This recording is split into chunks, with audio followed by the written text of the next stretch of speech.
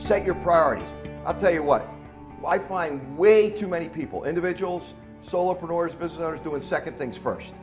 They're not focused on the number one priority. They're not focused on the highest payoff activity. They're not focused on their biggest goals that are going to create for them the biggest future.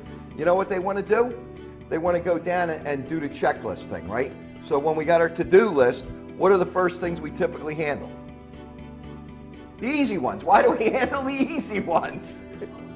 Yeah, we're in our comfort zone. We want to get a couple of check marks on there right away. Hey, man, looks like I'm being productive here.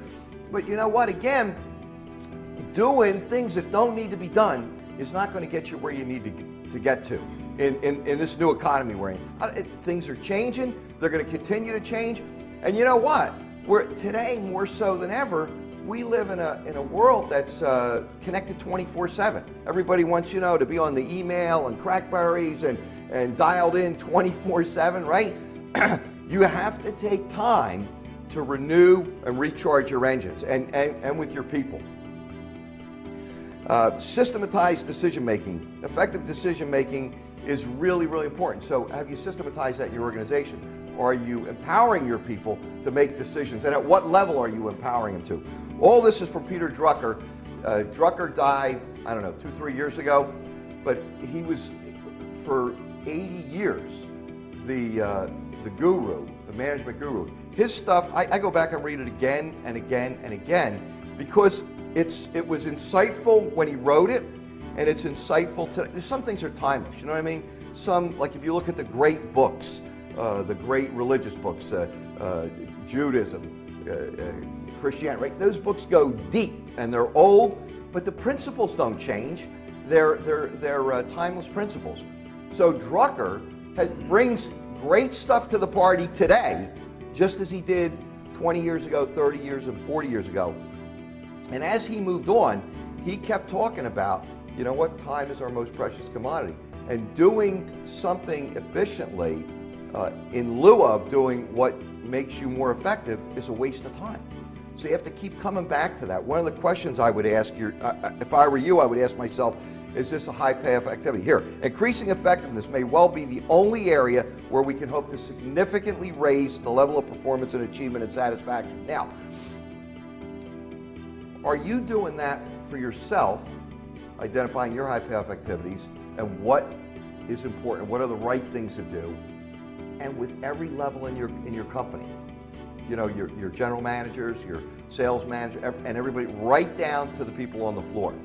And there's more to life than just increasing speed. If you talk to, again, anybody that's made a ton of money and they're retired, their biggest regret is they wasted a lot of time. All right? So you have to think about that every day. Here's some examples, 80-20 Pareto principle. I'm sure you guys are familiar with these. 20% of what's the 80-20 Pareto principle? It says 20% of our activities produce 80% of our results. How many of you know that? Now here's the really big question. How's that working for you? How many of you are living that? How good are you at? Okay. So what do we need to do to get in to spend 80% of our time on those 20% of our high payoff activities? What would our businesses look like? All of them. And I'll tell you what, for a solopreneur like myself and building a small organization, that's huge when you have to start outsourcing everything. Because, you know, if I'm up here teaching it, it's easier to teach this stuff than it is to live it. But every time I do it, it's like, you know what? Am I outsourcing everything? So I've outsourced all of my accounting. I outsourced all of my marketing. Well, I have people in place that part-time people that work for me that do all the stuff that I don't want to do. All I want to do is get up, I want to speak, I want to train and develop my people, my clients. I want to work with them and help them create bigger and bigger futures. So all the back end stuff, all the workbooks that have to be done, all that stuff, I'm not doing it because that's not a high payoff activity for me. Can I do it? Do I know how to run the copy machine? Absolutely. Could I run these copies? Yeah. But is it a high payoff activity? What does it leverage for me? Nothing. And if I'm doing all that all day long, right, and I'm not sharpening my saw all the time, what am I bringing to my clients? What am I bringing to the table? Oh, I'm tired because I was copying, I was going to Staples, I was going here, I was going there, right? Paying bills, right? Right? Let the accountant do that. The next model here is really important. What we're looking at here is 20% of our activities, right, drive 80% of our results. So these 20% is what I want you to do now, is really think about what are those 20% of the activities here that drive 80% of your results over here.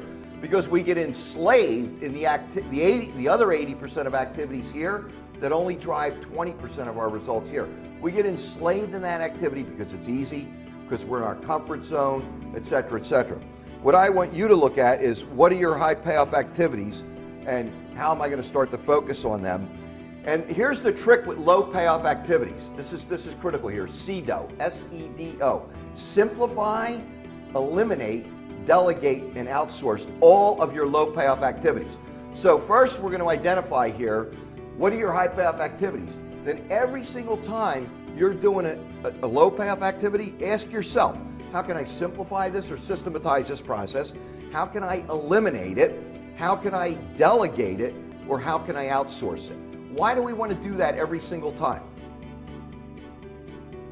Ask ourselves that question over and over until we get rid of them.